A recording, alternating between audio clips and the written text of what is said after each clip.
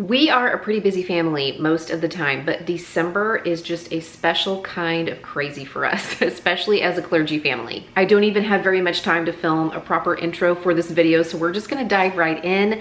These are fast and easy recipes to get dinner on the table quick, so if you are looking for that right now, this is the video for you. These are like little 15-minute miracle meals. 'Tis the season for miracles, right?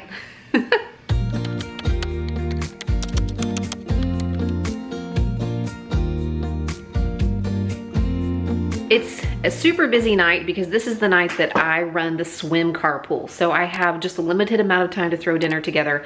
And I think what I am going to make is what I am calling queso chicken skillet. One of the things that's going to help this dinner come together very quickly is that I am using chicken breast that is already diced up. I get this in a box. It comes in a box in the freezer section, and there are 4 half-pound packages of chicken breast in there, and they're already cut up. I'm electing to only use a half-pound of chicken breast because I'm gonna add some black beans to this here in a little bit. But right now, I have the chicken just browning in some olive oil.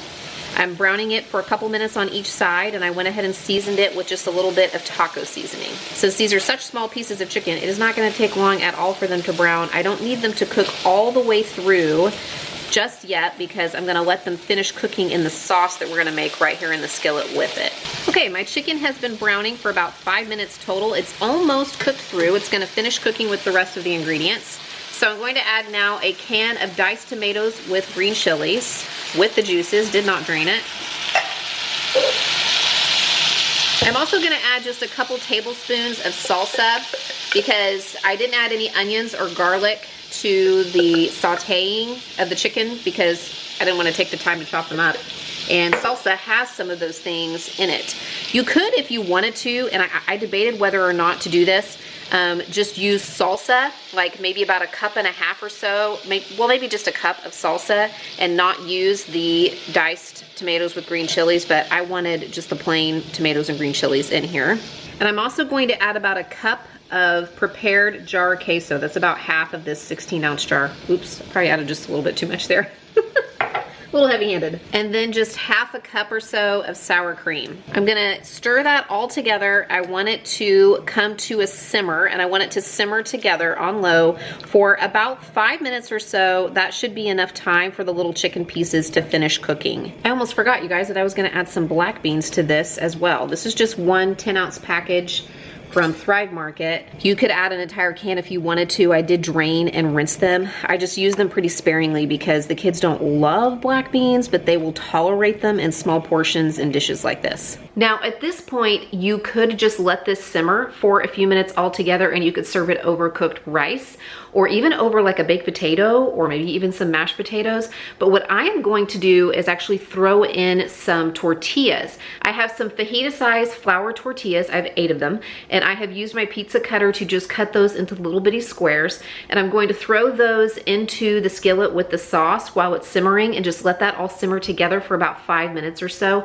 And it's gonna turn those little tortillas into sort of like little tortilla dumplings in order to make the meal complete. And then I'm just gonna serve this with a little bit of shredded cheese on top. We're gonna have just an easy side salad, some ranch dressing to go on top of that, and that will be dinner tonight. Easy peasy and super tasty. If you're looking for an idea for just 2 people, or maybe just for 1 person with a serving for leftovers, I am going to make salmon in the air fryer tonight for my husband and myself. Our kids are taken care of. They're either out of the house at activities and they're gonna eat something else, or we have one who's just a little bit under the weather and will probably just have a bowl of soup and then head to bed. But if I was making this for my family, I would probably just double the recipe. I have 2 salmon fillets that I'm going to put in the air fryer. And I am wanting to try this trick that I've seen where you actually put foil in the air fryer basket. You guys probably already know to do that, but I've never thought to do that. I've just been cooking my fish or my chicken or my meat in there and having it kind of stick just a little bit to the air fryer basket. So I'm gonna try it this way. And I'm just going to brush a little olive oil on the top of my salmon fillets, and I'm going to use some of this Auntie Nono's seafood seasoning. This isn't sponsored, but I think I do still have a couple of discount links for Auntie Nono's if you are interested in ordering that. I'll leave them in the description box. But if you take a look around Pinterest, there are so many ideas for easy ways to season salmon from things that you probably already have on hand. I saw some ideas for like a honey garlic salmon, for a marinade that uses like brown sugar and soy sauce, for something that's just as simple as oil and salt and pepper. I'm going to preheat my air fryer to 375 just for a couple of minutes, and then I'm going to put my fish, that's the dryer, real household here, laundry going on. I am going to preheat my air fryer to 375 just for a couple of minutes, and then I'm going to toss my salmon fillets in the air fryer, and I'm going to let them cook for about 8 to 10 minutes. They're supposed to reach an internal temperature of 145. For a really easy starchy side to go along with the salmon, I thought about instant mashed potatoes. And I may be weird. I mean, I know I'm weird. This may or may not be a reason as to why I'm weird. I mean, we're all a little bit weird, right? We just have to embrace that weirdness. But I actually don't mind instant mashed potatoes. I'm fine with instant mashed potatoes, and I use them from time to time. But I don't have any on hand. But what I do have in my little emergency meal bin that I sometimes borrow from whenever I'm in a tight spot, even for time, like we are now, is a packet of this rice that you basically just have to reheat. But of course, I'm gonna doctor it up a little bit. I don't love this stuff on its own. So let me show you what I'm doing with it to make it even better. While my salmon is in the air fryer, I have chopped up some veggies. I have some zucchini and some bell pepper and some onion that I chopped very quickly. And now I have that sauteing in 2 tablespoons of butter. I'm going to let that saute together for probably about 3 or 4 minutes on its own. And then I'm going to add my package of par-cooked basmati rice.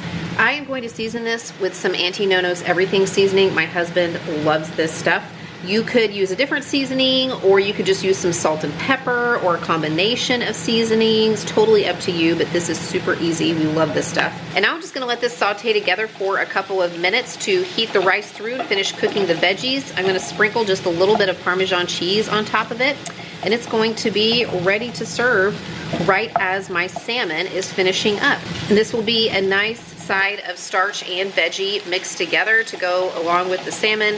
Just super easy, quick, tasty dinner. In my big skillet here, this is a 5-quart Rondo, and when I am wanting to make something fast, this cooks things really quickly because the cooking service is so wide. So using a big skillet, a big Rondo like this one, really helps when I want something to cook fast. But in here, I have some chopped up bell pepper and onions. And I just gave my bell peppers a rough chop, and then I put them into my little rotary chopper so that I can chop them really, really quickly and get a little arm workout. Those are sauteing with just a little bit of olive oil. And I'm going to add to that, to brown along with them, a pound of ground beef. I want to brown this all together until the beef is fully cooked and the veggies are starting to soften.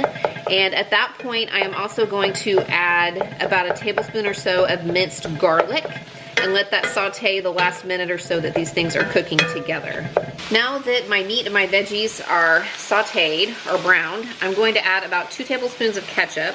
1, 2, about a tablespoon of Worcestershire. And this is a cup of beef broth, and I actually heated it up in the microwave for a couple of minutes while the veggies and the meat were cooking here, so that I wouldn't be adding cold broth to my pan and cooling down my pan, which would then take longer to make the meal because the pan would have to come back up to heat. Salt and pepper to taste.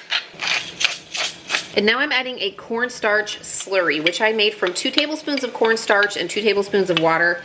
And it's got a few pieces of garlic in it because I used the spoon that I used to get the garlic out of the jar to stir it up. I don't want to have to do more dishes than I have to, you know? I'm just going to stir that in, and I'm going to let this simmer for just about 2 to 3 minutes or so until it is thickened up.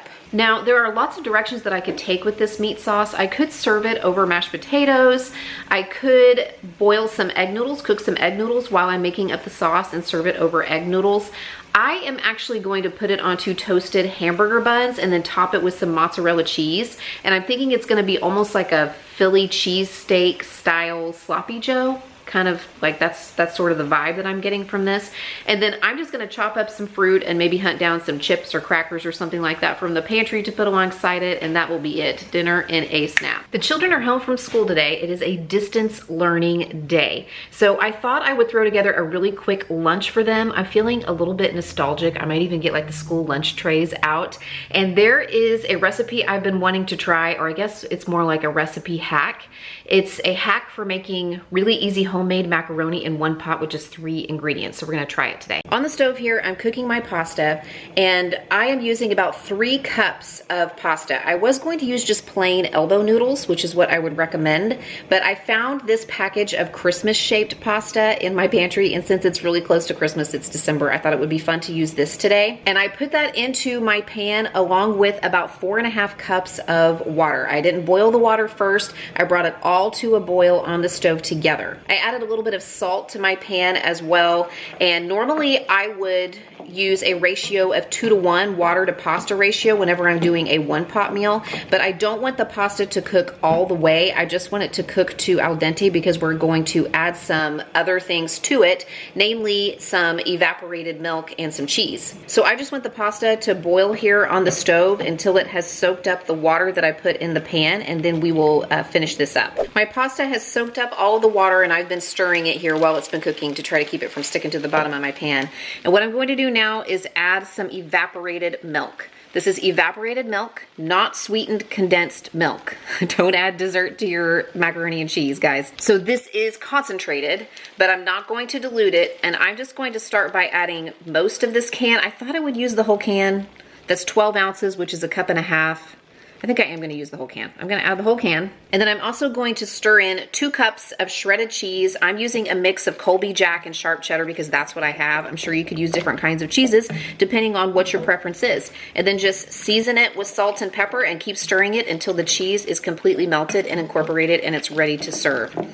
I will say that I think this would work better with just plain old elbows instead of using like the shape pasta like I did. This cooked pretty quickly, and I ended up using the entire bag, which was more like 16 ounces for the 4.5 cups of water that I used. But if I was using elbows, I would use 3 cups of elbows and 4 to 4.5 cups of water to start with. When I was in school, I seem to remember they served mac and cheese with a pig in a blanket or like a corn dog or something like that. On my kids' school lunch menu, I noticed that it is often paired with like little smokies or cocktail sausages. I don't have either one of those things today, but what I do have is a package of smoked chicken sausage, like fully cooked smoked sausage. So I thought I would just slice that up and throw it into a skillet to heat up. And also, while my pasta is cooking on the stove, I threw a package of steam in the bag green beans into the microwave. I'm going to then toss those into the skillet with the sausage and a little bit of butter, maybe a little bit of garlic or garlic salt, just season it maybe with a little bit of salt and pepper or some anti-nonos or something like that, and have sort of like a sausage and green beans to go along with the mac and cheese. I also made up some brownies yesterday for another video that I hope you will be seeing very soon, and they're kind of like a lunch lady style brownie, if you know what I'm talking about. It's like a really fudgy brownie with a really thin layer of chocolate icing on top. So I thought it would be very appropriate in this scenario to throw a little brownie square onto their lunch tray, as well as a couple pieces of fruit. And this lunch is coming together really quickly, probably under 20 minutes, would probably be closer to 15 if I wasn't, you know, filming and moving the camera around and stuff like that. Quick and easy meal ideas. Check out some of the links that I left in the description box for videos I've made on this topic before. Pick out one of these videos to watch next, and I'll see you there.